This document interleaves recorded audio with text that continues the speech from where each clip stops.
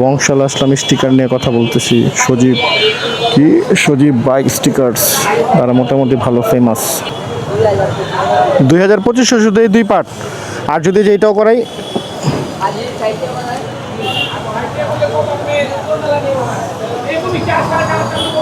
4.5। আর এই গাড়িটা যদি পুরো কালার করা, এই যে ব্লু কালারটা, এটা কত খরচ হইতে পারে? না না, মানে পুরাটা গাড়ি কালার করা, যে কালার আছে এইটা কত টাকা পড়তে পারে? হ্যাঁ, চাকা রিম বাদে শুধু গাড়ি বডি 10,000। 10,000। আর এই দুইটা কত বললেন? 4,000।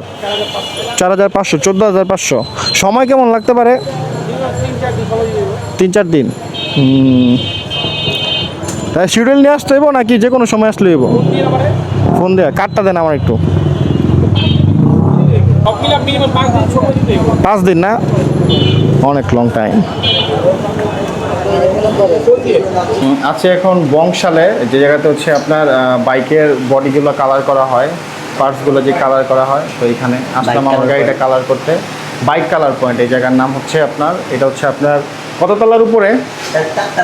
4 তলা বংশাল এখানে। তো আমার গাড়িটা কালার করার জন্য আসছিলাম, বাট ওনাদের কাছে এখন আপাতত শিডিউল খালি নাই, তো ওনারা বলতেছে 4-5 দিন পরে আসতে। এখানে এই যে কালারগুলো অ্যাভেলেবেল আছে, তো আমি সিলেক্ট করলাম।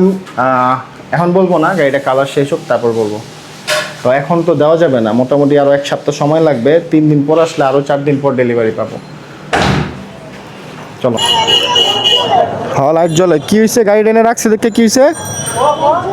আচ্ছা বুঝছি তো, লাইট জ্বলে। গাড়ি এই জায়গাতে রাখার লেগে কি হয়েছে? 2 মিনিট। হ্যাঁ, পর কি তুমি 10 টাকা চাইছিলা? হ্যাঁ, 10 টাকা দিমো। ধরো ধরো, কি করবা? 10 টাকাতে কি হয় আজকাল? কিছু হয়? চা খাইবা? আমার গাড়িটা দেখে রাখছে, ওরা 10 টাকা দিলাম। বংশালে যে ঘুরতেছি, কোনো কিছু কাজের কাজ হইতেছে না, সব অকাজ। দেখি যে কাজ আসছে ওটা হয় নাকি। অনেক সময় ব্যাপার, গাড়ি কালার করতে প্রায় 5 থেকে 7 দিন টাইম দিতে হবে। এত টাইম কই পাবো? 5 থেকে 7 দিন গাড়ি এখানে ফেলা রাখতে হবে, আর না হয় বডি খুললা গাড়ি নিয়ে যেতে হইব। বেশি আলোর লাইটটা নাই। আচ্ছা, আমি আমি কাজটা করে আনি, দাঁড়াও।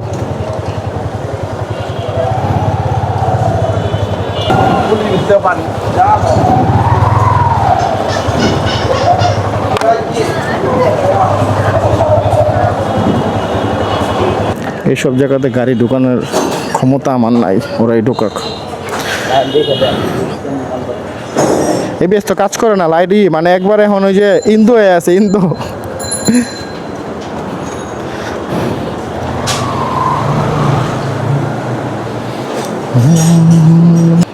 আজকে সারাদিন মাটি যা বুঝে যাইতেছে, এর মধ্যে পড়তেছে বৃষ্টি তো সারাটা দিন শেষ করে দিব।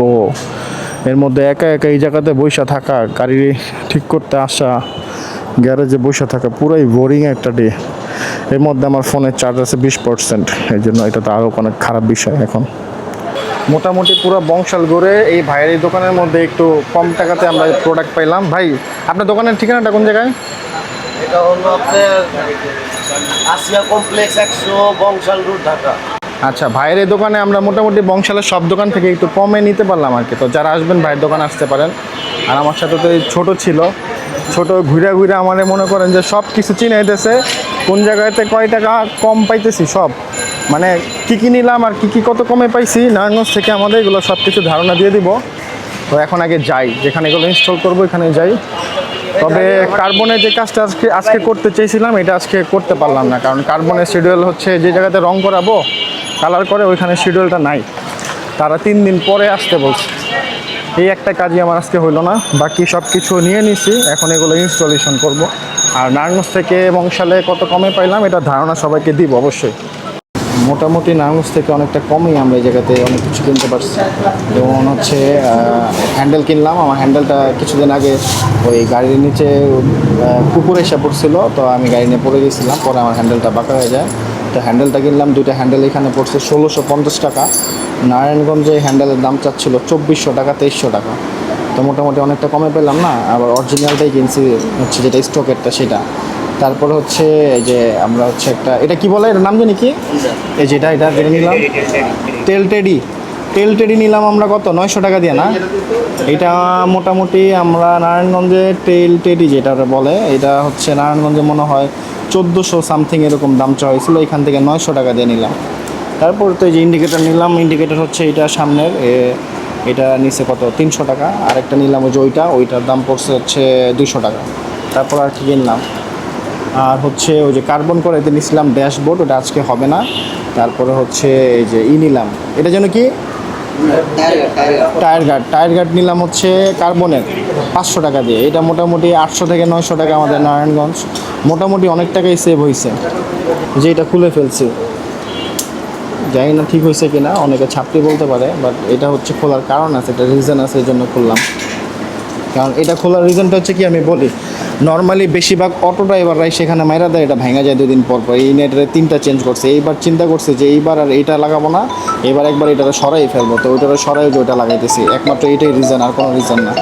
হয়তো এইটাই লাগাইতাম, এটা 3বার লাগানোর পর অটো এসে লাগাই দেয়, যে এটাও কিন্তু ভাঙা, এটাও কিন্তু ভেঙে গেছে, এই যে দেখেন নড়ে চড়ে। আরো খাড়া করে দেবো না, ডাউন করে দেবো, এই থাকবে। ডাউন করলে কিরকম হয় দেখি? ডাউন করলে আপনাকে এটা টায়ার হয়ে যাবে। তাহলে আর না এমনি থাকে, এমনি যদি চান তাহলে আর টু করে দিতে পারি। না এমনি ঠিক আছে, ঠিক আছে।